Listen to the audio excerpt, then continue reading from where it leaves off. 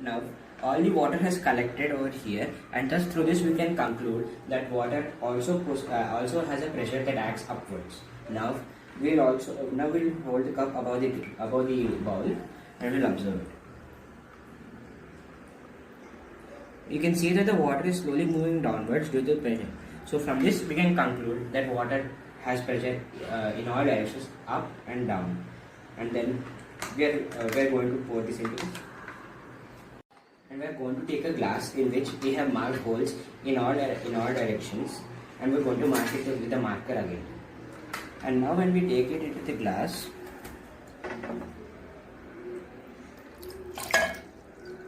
you can see that the water is pouring out from all the directions. So from this we can conclude that the water is exerting pressure upwards, downwards and in all directions.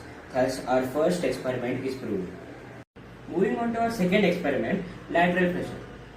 Firstly, what is lateral pressure? Lateral pressure is nothing but the water which is filled in our cups will have the same magnitude of coming out through all the directions. So now we are going to take the same cup which we took in the previous experiment with the holes in all the directions. We fill it with whatever we have here and an additional, and we are going to fill it to the brim.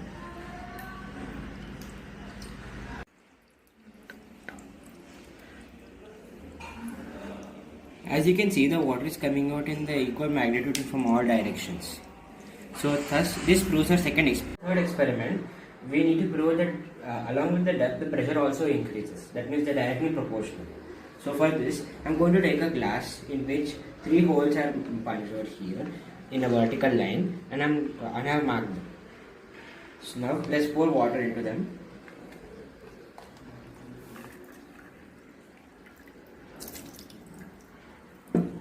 You can see that the bottommost hole there is more water spewing out. From the middle hole the water spewing out is less, and from the topmost hole the water spewing out is extremely less.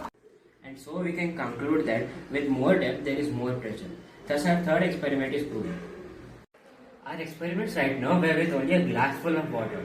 But in real life, what about the situations in when you will have to travel through seas and oceans?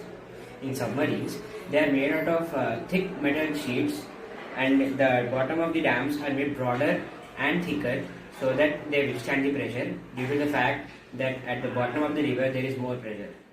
Hope my explanation has made your concept clear.